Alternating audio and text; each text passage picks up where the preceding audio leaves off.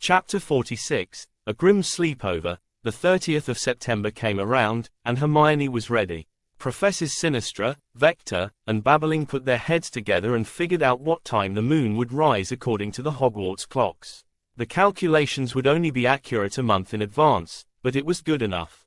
At the correct time, Hermione listened intently at her window.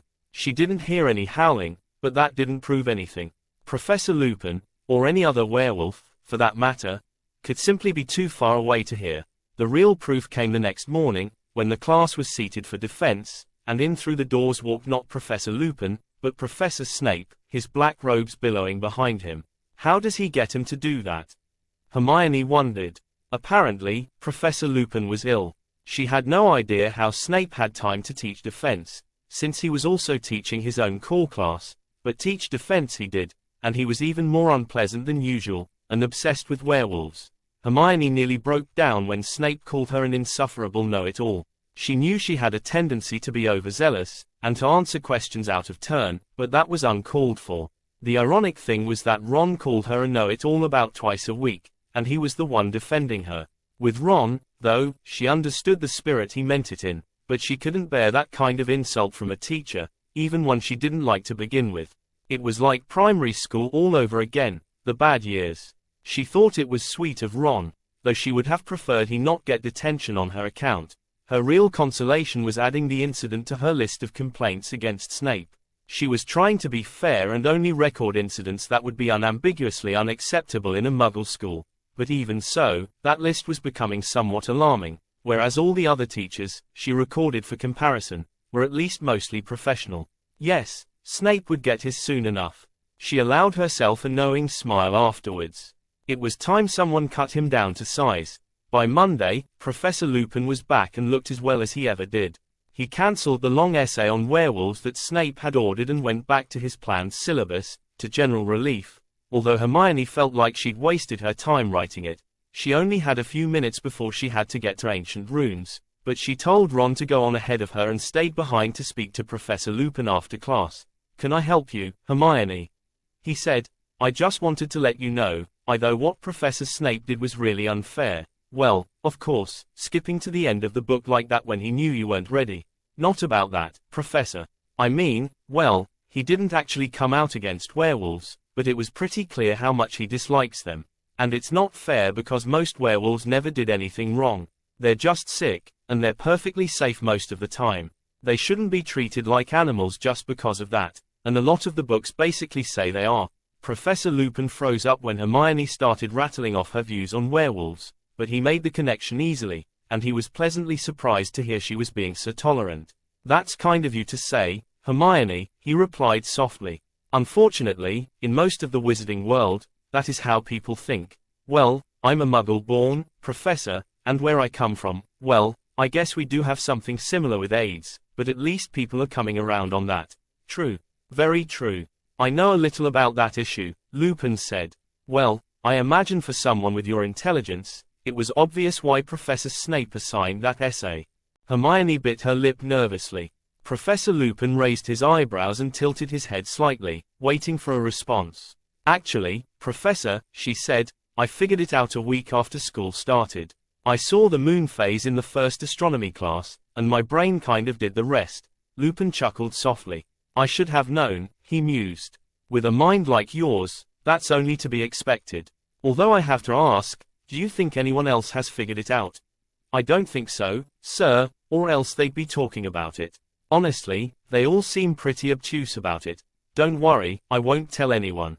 You're the only good defense teacher we've had so far, and you don't deserve that." Her teacher smiled.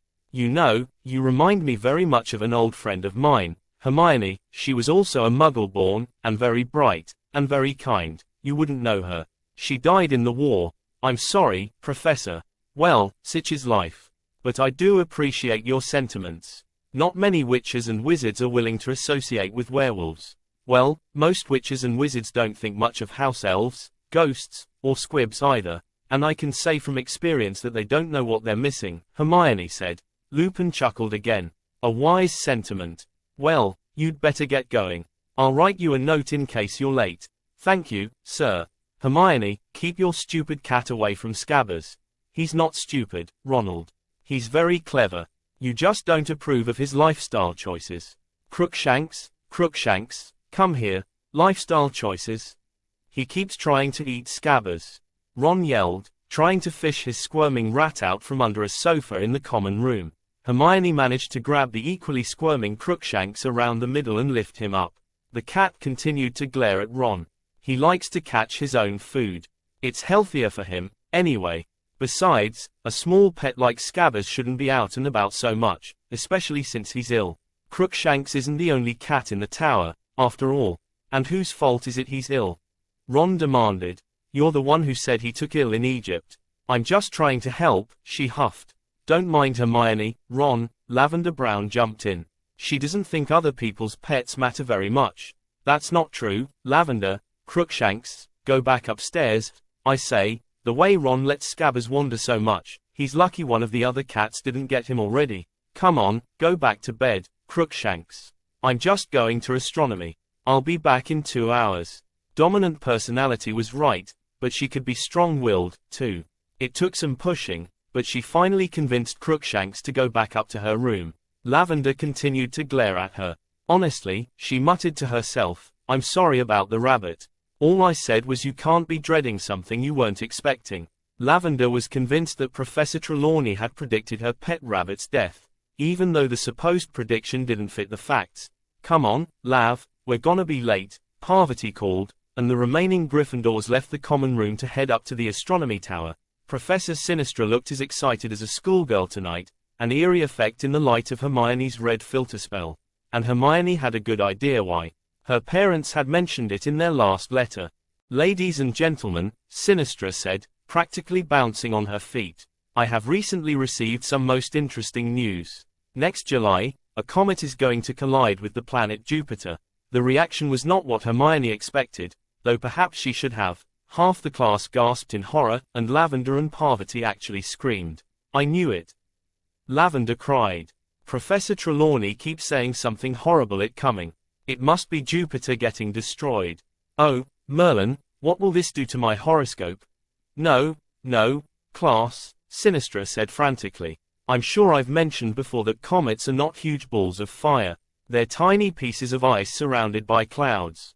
In fact, most of them are too faint to see with the naked eye, not big and bright like Halley's Comet a few years ago. A comet cannot possibly destroy Jupiter. It's far too small. But what we do hope is that it'll make for some interesting fireworks when seen through a telescope. And the Hubble telescope should be working by then, so we'll have great pictures. That snapped the class out of their horrified state, and they started asking questions, especially the boys, who were naturally more interested in the fireworks. The comet is called Comet Shoemaker-Levy 9 because two muggles named Shoemaker and Levy discovered it, Sinistra explained. Yes, I keep telling you their telescopes are bigger and better than ours. It was captured into orbit around Jupiter, and Jupiter's enormous gravity shattered it into 21 pieces. And all 21 of them are going to crash into the planet next July. No, unfortunately, it is too faint to be seen. It's 14th magnitude, so even with our telescopes, here, it's not possible. No, not even by magically widening your pupils, which you don't want to do too often anyway. Hermione lamented the poor quality of human eyes. Burdened with having to be made out of organic molecules, the photoreceptors in the human eye only registered about 5% of the photons that hit them. She did the maths quickly. If that barrier could be overcome, Comet Shoemaker-Levy 9 would be just visible to the naked eye, and the sky would look so much more amazing as a whole. And here she was stuck with organic molecules. Well, a girl could dream, couldn't she? You know, Professor, she told her teacher once the class was over. I almost would have been tempted to announce an end of the world ball for the comet impact. It could be fun. Excuse me, Miss Granger. Sinistra said, confused. End of the world ball? It's a Jonathan Swift reference, never mind. But the comet is definitely exciting. I've always have admired how much you know about Muggle astronomy, Ma'am. Half-blood, Miss Granger, Sinistra replied. My father introduced me to the subject the Muggle way, which is as good or better than our methods in nearly every respect. Far too many witches and wizards never pay attention to Muggle science. Yes, I've noticed that, Ma'am, Hermione said. I do hope the Hubble telescope mission works out, As do I, Miss Granger. But I think there's not too much cause for worry. The Muggles have usually been reliable about such things. Hermione considered mentioning her idea about enhancing night vision to Professor Sinistra, but she decided against it for the time being. She wasn't confident enough in the concept quite yet, but if she happened to be struck by a fit on inspiration, it would be another story. Halloween came the following weekend, and with it, the first Hogsmeade weekend. The visit had been moved to Sunday instead Saturday as it usually was to fall on the holiday. Hermione had to wonder if Halloween being the day after the full moon had anything to do with it, but she dismissed that. In any case, with the feast in the evening to finish off, it was sure to be an exciting day, and despite the last 2 years, she refused to allow herself to believe that anything bad would happen. Well, we've definitely got to hit up Honeydukes, Ron said, being the expert on the subject thanks to his older brothers. You won't believe all the kinds of sweets they have there. And Fred and George are always nuts about Zonkos. And then we got to see the Shrieking Shack. It's the most haunted building in Britain, Hermione, Harry, and Ron all said together. Well, yeah. It'll be nice to get out of the castle for a day, Ron muttered. Ginny looked put out at being stuck in the castle for another year when she met them at breakfast, but she told them to have a good time and wandered off. The trio made their way down to the entrance hall, where Filch was checking him off a list. The caretaker just barely cracked a smile when he faced Hermione. Giving him a few rune-powered potion-making spells each month continued to do wonders for his personality, though he still had a reputation to uphold in public. He was just about to pass them through when Professor McGonagall showed up, seemingly out of nowhere. "Mr. Potter, you were going to Hogsmeade?" she said. "Why yes." Harry answered. "You are aware, of course, that Sirius Black is still at large." "Professor, he can't be here, can he?" Harry said worriedly. "They wouldn't make him stay behind, would they?" "We certainly hope not, but there have been sightings in the area, so you must be very careful. Also, Professor Dumbledore has asked me to urge you not to leave the village streets at any time, including to visit the Shrieking Shack." "What? Why?" Ron said. "Because, Mr. Weasley, it is too far from the rest of the village to patrol adequately. For your safety, Mr. Potter, you will have to pass it up for now." Harry sighed, but nodded reluctantly. "Yes, Professor. It's not fair," Ron said as they climbed into the Vestral-drawn carriage.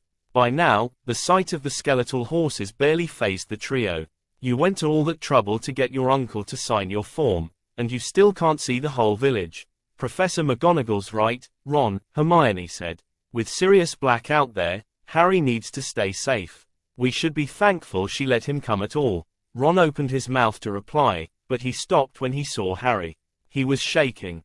Hermione started to feel cold. She was starting to think maybe it wasn't a good idea bringing Harry along. What if Sirius Black was here?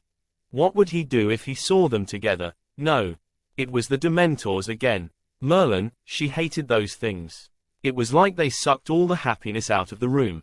"Ugh, I can see why my dad doesn't like them," Ron said once they were safely past. Harry was sitting very stiffly and staring into space. "Why do they affect me worse than you, though?" he said. "I don't know," Hermione replied. "I tried to look 'em up in the library, but a lot of the information on 'em is in the restricted section, although, I might be able to convince Professor Vector to give me a pass. But a brief encounter with Dementors wasn't enough to ruin their day-to-day." Hermione was excited to see an authentic all-magical village, and Ron and Harry were just excited for a day on the town. Hogsmeade was a quaint little village, all high-pitched roofs and tall chimneys, looking quite a bit older than Diagon Alley. Its look was actually more subdued than that place, where all the shops and stalls were constantly flashing their wares, but Hermione felt immersed in the wizarding culture here in a way that she never had in London. Being separate from the rest of the world, this was the ideal place to live, by wizard standards. Even though they skipped the Shrieking Shack, Hermione had a great time, and she was pretty sure her two best friends did, too.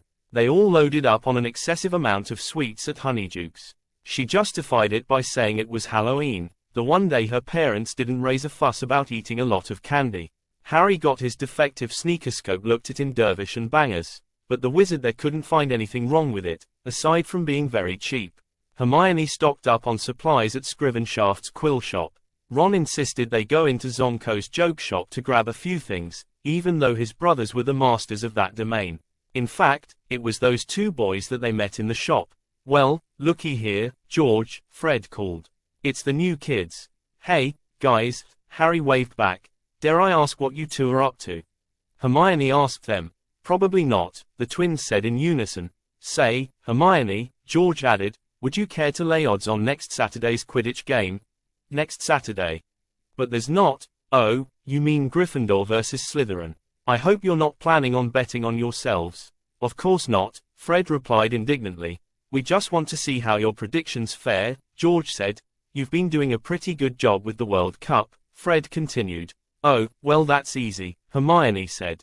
You're the favorite to win, upwards of 4-1 on. You've got a real veteran team, and Malfoy's not much of a seeker. Too true, Hermione, Fred replied. Yeah, we'll give what for, said George. By the way, if you haven't been already, we highly recommend going for a butterbeer over at the Three Broomsticks. Highly recommend. We were heading there next. Sounds good to me, Ron said. I've been wanting to try that. Mum wouldn't let any of us drink it till we were 13. That she knows of, said the twins, grinning. The Three Broomsticks was clearly the center of social life for Hogsmeade, a small, but crowded inn and pub, filled with all sorts of unusual characters, including a couple of goblins and an old woman Hermione was pretty sure was really a hag. Madame Rismerta, the innkeeper, was a middle-aged woman with a sharp stare and a firm hand to deal with all the rowdy wizards who came through the place. Hermione judged she was quite pretty, though, especially if Ron's blush was any indication as he went up to order drinks.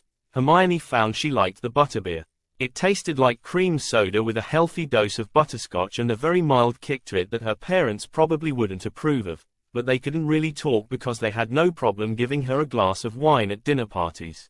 Actually, if they made this stuff about twice as thick and added a dash of nutmeg, they'd probably have some form of eggnog. She could see why it was so popular. A lot of other students were in the pub. Many of them waved to Harry as they came in, and one couple soon approached Hermione. She was only a little surprised when she saw Roger Davies and Rebecca Gamp arm in arm. Roger was grinning, but Rebecca was stared at her oddly. Hey, Hermione, how are you liking Hogsmeade so far? Roger asked. It's really great. We need to be able to get out of the castle once in a while, and it's a lot of fun here. So, you too?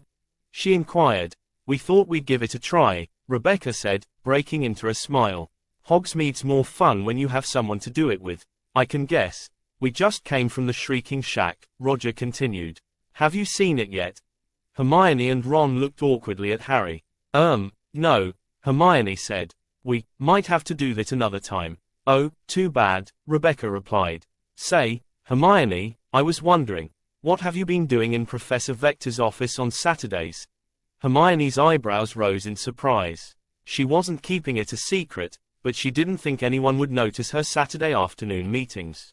I'm doing an independent study with Professor Vector, she said. Rebecca coughed, and her eyes grew very wide. You? She said incredulously. What could you be doing an independent study on? You're only in O.W.L. year with us. Linear algebra, it's mostly more advanced work with matrices.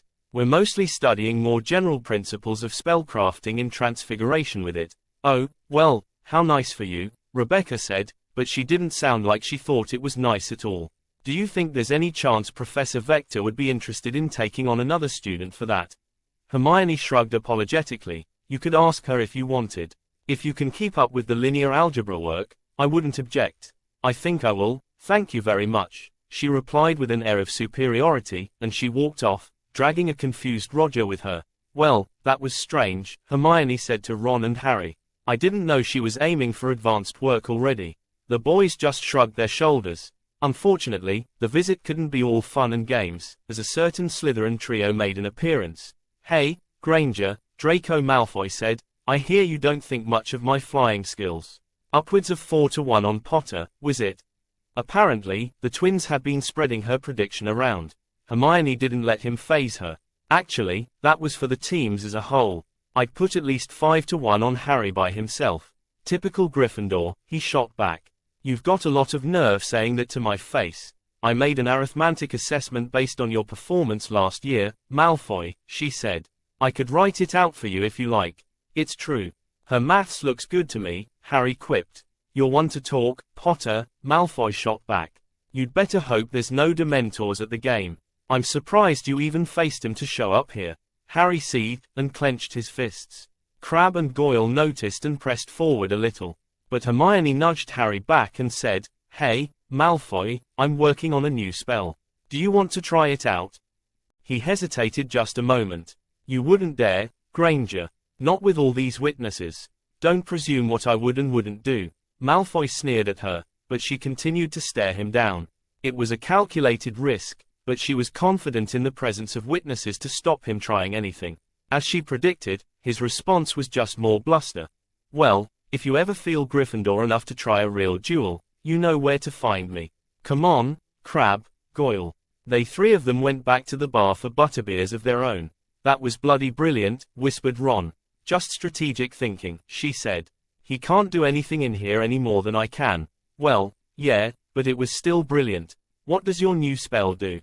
Harry asked. Hermione grinned and gestured for them to come closer with her finger. She leaned in and whispered, "There wasn't one. I was bluffing." She giggled, and the boys joined in. "Merlin's beard, you bluffing?" Ron said admiringly. "Why do you keep complaining about losing to that elf at cards, then?"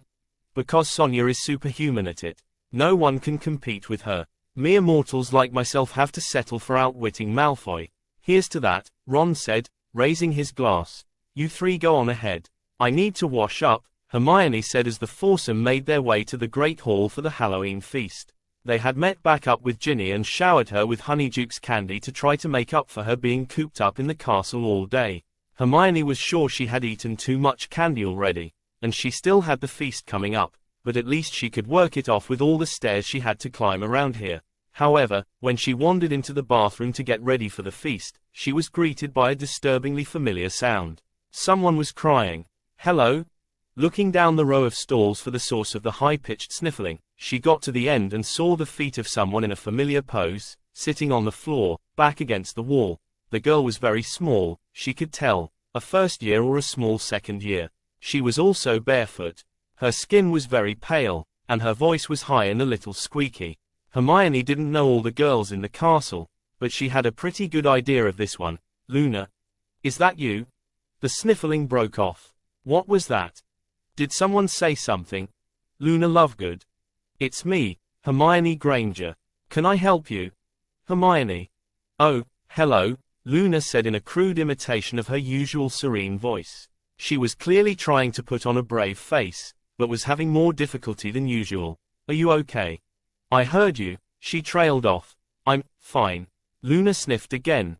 The girl certainly didn't sound fine, and with someone as strange as her, and behaving oddly on top of that, Hermione didn't know where to begin. You know, the feast is about to start," she tried. "If you come out, we can go down together." "I'm sorry, I'm not really hungry right now." "Well, to be honest, neither am I, too much candy. But it's not good to miss the Halloween feast. Believe me, this happened to me in my first year, and I nearly got killed by a mountain troll." There was a long silence. Even Luna Lovegood seemed to have trouble digesting that one, and Hermione couldn't think of anything else to say. Finally, Luna said in a small voice, "That sounds very improbable. Were there rack spurts involved?" I have no idea. But I do know people will be worried that you're not there." She heard another sniffle. "That's nice of you to say, Hermione, but I don't think anyone will notice if I'm gone. Trust me, they will." I didn't think anyone would notice I was gone either, but they did. Luna didn't answer that at first, but then, she slowly began to stir, rising to her feet and sliding the door open. Hermione nearly gasped when she saw her. Her long, blonde hair, which descended to her waist, was unkempt and more frazzled than Hermione's own, making her look like she was wearing a lion's mane on her head and trailing down her back. Her wand poked out from the mass, apparently being tucked behind her ear. She had no socks or shoes, nothing below the knee, which couldn't have been comfortable in this weather. Her Ravenclaw tie seemed to be missing, too, and her eyes were very red, as if she'd been crying all afternoon. Without another word, Hermione grabbed her and wrapped her arms around her. Luna went stiff with surprise, but she gradually started to relax. As the shock wore off, she said, oh my, this is very nice, but what is it for?" Hermione pulled back and held her at arm's length. "You just looked like you needed a hug." She cocked her head and replied, "I think you are right. Thank you, Hermione. So, did you want to talk about it?" "Well, I have been having a very difficult day today. I sort of guessed, Hermione said, looking her up and down. May I ask if there's a reason you aren't wearing socks? All of my socks and shoes have gone missing. Hermione expected Luna to elaborate, but she didn't. Luna, things like that don't just go missing. Not that many things, anyway. I had been thinking that, Luna said. I initially thought Nargles were to blame. However, it seems, her voice hitched just a bit. It seems that my roommates have been making a game of taking them and hiding them. That's terrible. Hermione exclaimed. Luna flinched. That's not a game. That's just mean. Didn't you report them? I told the prefects my things were missing the first few times, but it didn't seem to help. I don't think they believed me when I suggested the Nargles. Anyway, they always come back sooner or later, which meant that either the prefects were in on it or they didn't care. Hermione resolved to talk to Roger about it, since he was one this year, maybe Rebecca, too. You still shouldn't let them do that to you. Was that why you were in here? She said softly. Luna's face fell, but she answered, no, it wasn't that, the hair. Hermione ventured. Luna didn't seem like the type of girl to get hung up over her hair, but it was worth a shot. No, not that either, she replied. It has got difficult to manage, though, hasn't it? My shampoo seems to have been replaced with whichever one you use. Hermione sighed. My hair just does this on its own, but I see your point. She stopped and tried to understand what was going on with this girl. Luna Lovegood was incredibly hard to read.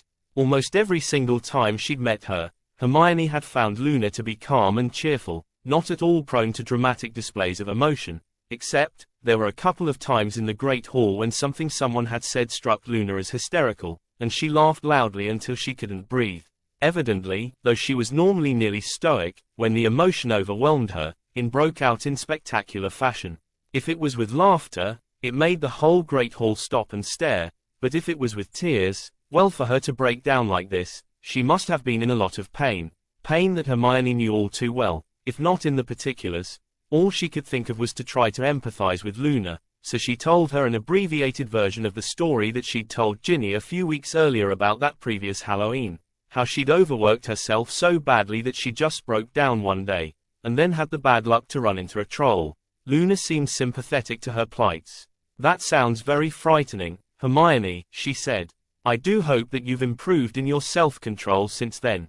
Hermione felt very uncomfortable about that comment. Luna had a tendency to come out and say what she thought. But then, she switched gears, as she so often did. It sounds like you were the victim of a luck dragon. Hermione said. A bad luck dragon, of course. I do hope there isn't one of those lurking around here today. I wouldn't want to run into a rampaging Heliopath or an Umbubula/Kilter. It was a struggle for Hermione to stay focused and not dismiss those creatures out of hand. Trying to be gentle, she said, I don't think it was a bad luck dragon, Luna. I think Voldemort made his move that day because it was the anniversary of his defeat. Luna squeaked in surprise. Not many people are brave enough to say you know whose name, she said. Not many people believe in name superstitions in the Muggle world, Hermione replied. They're not all superstitions. Taboos can be very dangerous. Sure, Luna. Luna was silent for a few minutes, and Hermione waited for her to do something, although knowing Luna, she might not for a while.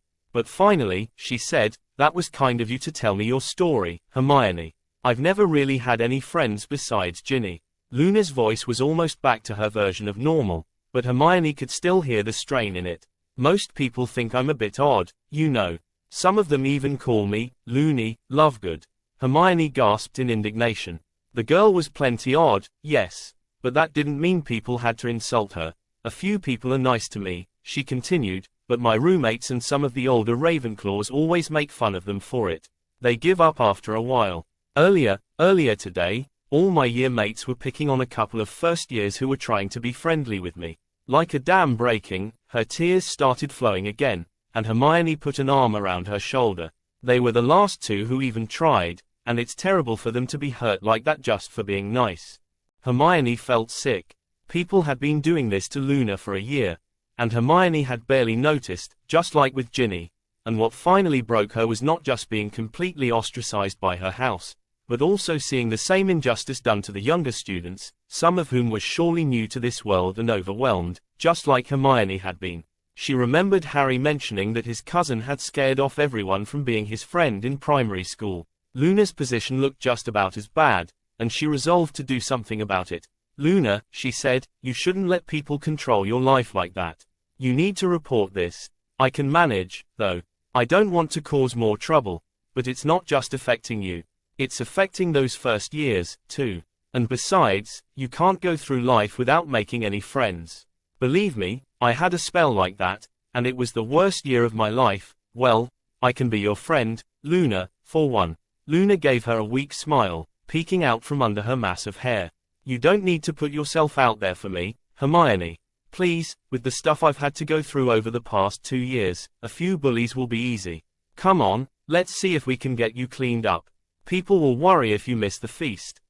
I guess I wouldn't mind so much going down there like this, Luna said nervously. I don't think I can fix my hair or find my shoes quickly. I'm sure we can do better than this. Hermione motioned up and down her body uncertainly. She did look pretty disheveled.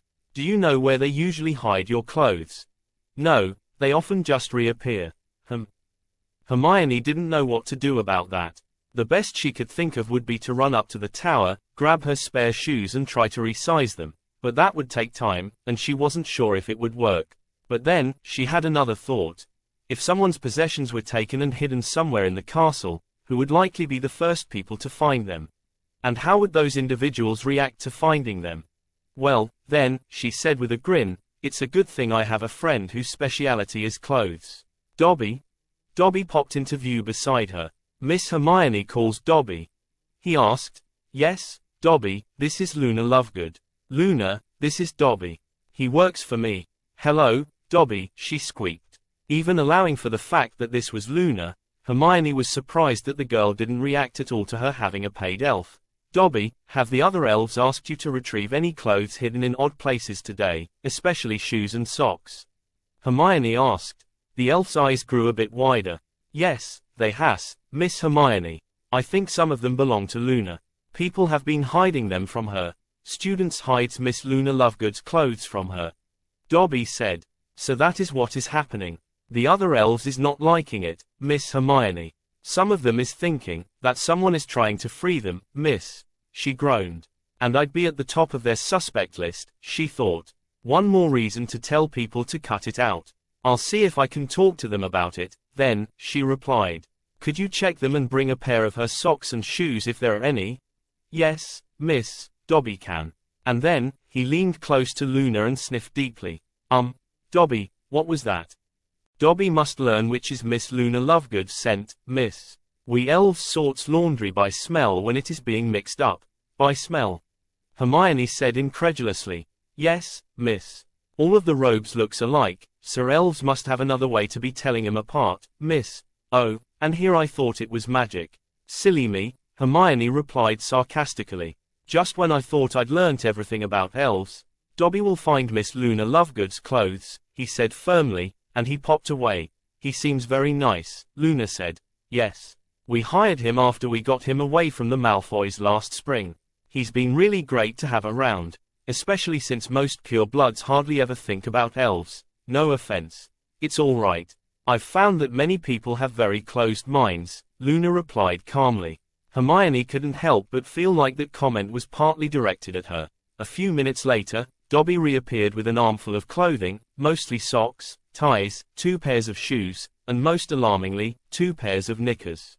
Dobby truly never did anything halfway. These is all of Miss Luna Lovegood's clothes that Dobby has found, he said eagerly. Luna beamed and matched a pair of socks and shoes and put him on. There, now my feet will be warmer, anyway. Thank you, sir, she said as she grabbed a tie, too. Sir. Dobby said in awe. I like her very much. Hermione giggled. That settled it. If Dobby liked her, she was definitely going to be a friend. Dobby, please take the rest of these to Luna's room, and also take things of hers that you find back there right away, but rest first if you need to. After Sonia had overexerted herself, Hermione made sure to count the number of apparitions if Dobby was doing something intensive. Yes, Miss Hermione. Dobby will do that. He took up the rest of the clothes and vanished. There, Hermione told Luna. She looked much better already with a full uniform. Now, for your hair. She hadn't quite been telling the truth that she didn't have a new spell, but it was true that she didn't have anything brand new that she could use against Malfoy. I'm not good with hair, but I have a new spell for Arithmancy that might help. Do you mind if I try it? Not at all. I've studied some Arithmancy myself. It's very interesting. Oh. We'll have to talk about it sometime. Hermione turned Luna around and gathered her mass of hair into 3 bundles. Luna pulled her wand from behind her ear so that it wasn't in the way. Then, Hermione waved her own wand and said, Fasciculi pillis plectere. She watched with pleasure as Luna's hair plaited itself, but only down to her shoulders, leaving a bushy tail hanging down her back. Still needs some work, I guess. It worked on mine. She hadn't considered needing to test it on very long hair. For lack of a better option, she went with a little adjusting of the braid and 2 more applications of the charm, and Luna's hair was plaited all the way down her spine. She withdrew a hair tie from her pocket and tied it off at the bottom. There, now you look perfectly presentable. Are you ready to go to the feast, now? I suppose so. Luna's eyes were still red and puffy, but she finally looked cheerful again, so she washed her face, and they were off. Hermione wondered how people would react to the 2 of them walking into the feast late. Since Luna seemed to attract the wrong kind of attention, it could get unpleasant. However, it turned out they were in luck. They walked in at the same time the ghosts entered the hall en masse, so most of the attention was diverted. She led Luna up the aisle between the Gryffindor and Ravenclaw tables until she found the rest of her friends. She was about to offer to let Luna sit with them, but the Ravenclaw found a spot at her own table. Her housemates scooted out of the way, obviously not out of politeness, but to get away from her, and she softly said, "Thank you, Hermione," and sat down. "You're welcome," she answered, and she sat down next to Ginny and across from Ron and Harry. She heard whispers from behind her of, "How'd Looney get cleaned up?" and, "What's Granger doing with her?" But she ignored them. "Hey, Hermione, where were you?" Ron demanded. "Just helping out a friend," she said as she loaded up her plate. Ron looked past her to the Ravenclaw table. "Who, Looney? What's the big deal?" Hermione shot him her best glare. "Her name is Luna, Ronald," she said loudly enough for the people behind her to hear. Then, she leaned in and whispered, "I found her crying in the bathroom. I happen to have some experience with that." Ron turned red as he remembered how he had set off that incident 2 years ago. "Is she okay?" Ginny said with concern. "She's better now. I'm gonna try to help her with people picking on her from her house." "Well, good luck with that. She's nice, but she's an odd one," Ginny answered. Dinner was excellent, as usual, with the ghosts providing entertainment, and even after so much candy, Hermione managed to eat a good bit more than she ought to. When it was over, they climbed the stairs to Gryffindor Tower, and Hermione took pleasure in the fact that nothing had gone wrong all day. Unfortunately, she spoke too soon. When they got up to the portrait hole, the fat lady wasn't there, and her portrait was slashed to ribbons. And Peeves the poltergeist knew precisely why. Nasty temper he's got, that Sirius Black. Hermione froze up. "Don't panic. Don't panic. Don't panic, I should not have had that second plate." All students returned to the Great Hall at once, Dumbledore ordered. The Gryffindors turned around and hurried back down the stairs. Hermione was still feeling like she was about to throw up when she felt a tug on her arm. She now noticed that her hand was going numb from someone's white-knuckled grip on it. It was Ginny. She and Ron were both looking very worried at Harry, who himself looked as sick as Hermione felt. Hermione forced herself to take a few deep breaths and took stock of the situation. Sirius Black, a notorious mass murderer, had got into the castle. Objectively, that wasn't much different from the past 2 years, except that he got past the Dementors, which he had done before, and the Auras, whom he'd been evading for months, and the castle wards, which was hard, but not impossible. Also, he was probably here to kill Harry. In other words, it was just another normal year at Hogwarts, or that's what she tried to tell herself. The professors didn't take the time to talk to anyone specifically. They just locked the students in the Great Hall with several hundred sleeping bags while they searched the castle. A whole new set of wards were activated inside the hall, and the huge doors barred themselves up and down. "If he's even still in the castle," Hermione said as the foursome grabbed 4 sleeping bags in the corner. "Dumbledore thinks he might be," Ron said. "Or he really wants to make sure he's not," Ginny suggested. "It'd be better if they had a way to track him, of course." She jumped up and stepped further into the corner, into the last alcove along the wall, and whispered, "Dobby." Pop. Miss Hermione, shush. Dobby, Sirius Black was at the entrance to Gryffindor Tower not long ago. Dobby gasped, but she shushed him again. Can you track him by scent like you did Luna's things? Dobby cocked his head and considered this. It was obviously well outside his experience. Dobby can try, miss, if there has not been too many people there, he whispered. Good. I want you to do that, but be careful, and if you find him, don't let him see you. Go straight to Dumbledore. Yes, Miss Hermione. He vanished to join the search. You sent an elf to sniff him out. Ginny said in disbelief. Since when can you do that? Since tonight, apparently. People really need to pay more attention to elves. Anyway, I wonder why Black chose tonight. No one was in the tower. I reckon he got the days mixed up, Ron said. Being on the run, he might not have known. Maybe not. That must be it, Ginny said. Otherwise, who else was he looking for? Who else indeed? Or what else? Percy was going around and making everyone bed down for the night, as if Hermione, and of a lot of others, would be able to sleep. She was about to lie down, but she had one more quick thought. She rushed over to a group of Ravenclaws, where one sleeping bag was set apart from the rest and knelt down. Pissed. Luna, are you okay over here? Luna opened her eyes where she was lying serenely. Oh, yes, I'm fine, thank you. Well, if you're sure. But you're welcome to sleep with us over there. That's very kind of you, Hermione, but I'll be all right. The wards feel quite safe here. You can sleep with me if you like if you're uncomfortable. Hermione felt very uncomfortable and now very awkward on top of that. Luna tended to do that to people. Luckily, she was saved when Percy yelled, "Lights out." And she said, "Thank you, but I think I'll be okay, too," and ran back to her group. Hermione got very little sleep that night. She and her friends listened for news each time a teacher came in, but Black was never found. Professor Snape implied that Professor Lupin might be involved, but Dumbledore dismissed that out of hand. Hermione did too, though for a different reason. Seeing as it was the night after the full moon, Professor Lupin was probably too ill to be of much help to anyone. It wasn't until the early morning that Hermione heard from Dobby again, when the little elf came up to her, wringing his hands and said, "Dobby is sorry, Miss Hermione.